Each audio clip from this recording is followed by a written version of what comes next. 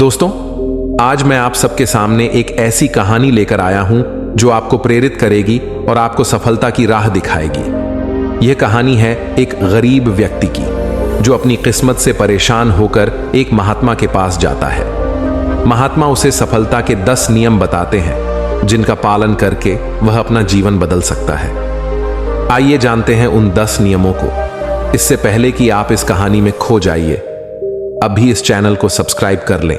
एक बार एक व्यक्ति गरीबी से परेशान होकर एक महात्मा के पास गया और बोला कि कुछ लोग इतने सफल हैं कि वे करोड़ों रुपए कमा रहे हैं दुनिया में। कुछ लोग ऐसे भी हैं जो गरीबी में जी रहे हैं। ऐसा क्यों होता है और ऐसा क्या है जो सफल लोगों को दूसरों से अलग करता है? गरीब आदमी का यह सवाल सुनकर महात्मा ने कहा कि अमीर बनने और जीवन में सफल होने के कुछ नियम होते हैं जिस पर जाने अनजाने में सफल लोग अमल करते रहते हैं।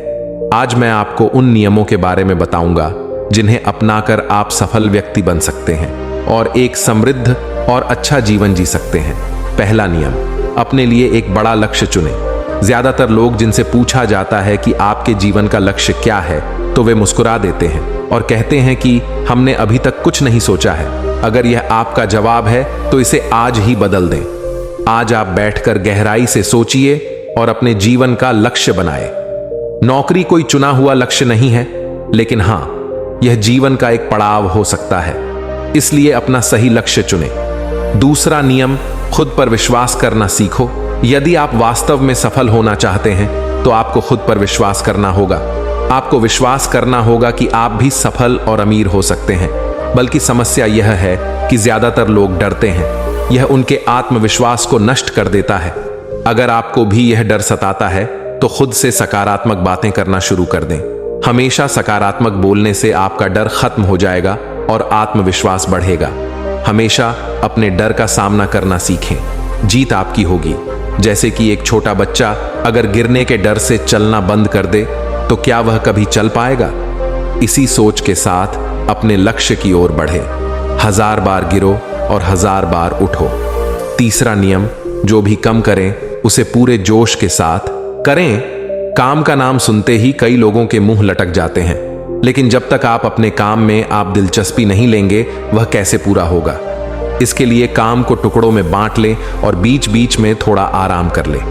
काम को मजेदार बनाएं और हमेशा खुद से कहे कि मैं जो करता हूं उससे प्यार करता हूं। चौथा नियम, खुद के प्रति सच्चे रहना।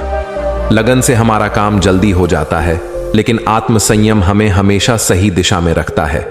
जैसे सुबह जल्दी उठना और समय पर कहीं पहुंचना। काम को अधूरा ना छोड़े और टाल मटोल ना करें।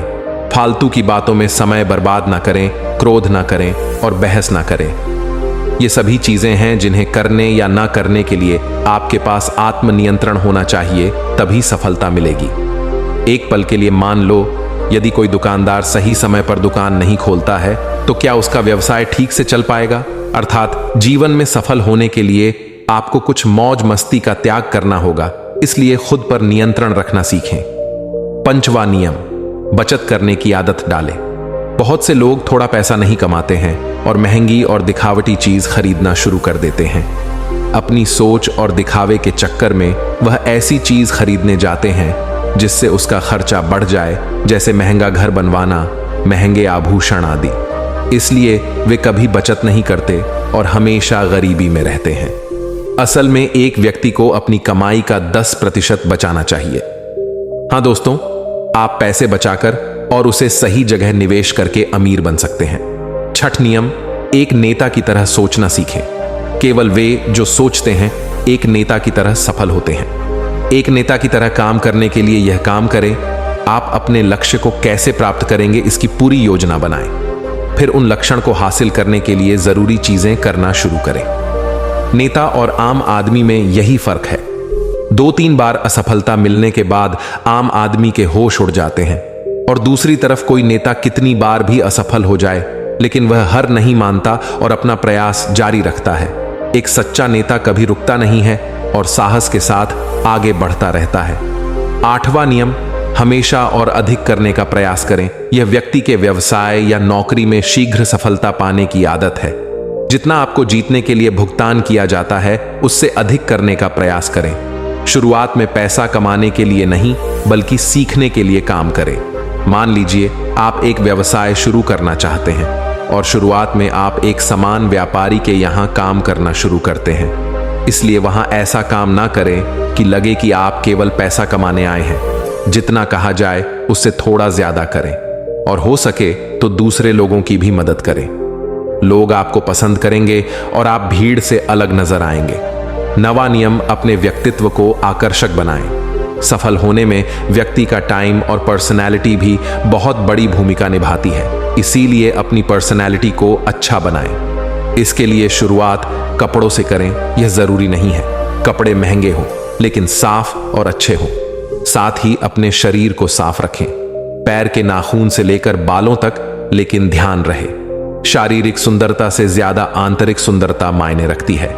इसलिए अपने चेहरे पर हमेशा मुस्कान बनाए रखें। लोगों से कॉन्फिडेंस से मिले, उनसे सहानुभूति रखें और उनकी मदद करें। इससे आपके व्यक्तित्व में 4 चंद लगेंगे और आपके दोस्तों की संख्या भी बढ़ेगी और आपके अन्य लोगों के साथ संबंध मजबूत होंगे, जो सफलता के लिए आवश्यक है।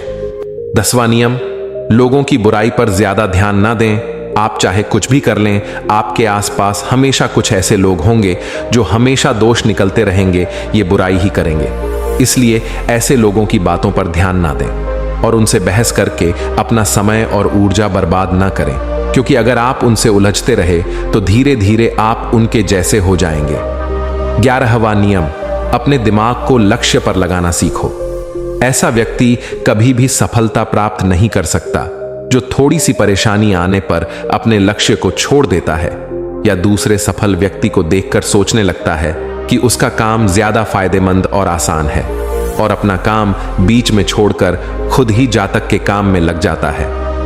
चुपचाप बैठो और अपना लक्ष्य तय करो, उसके बाद पीछे ना हटे।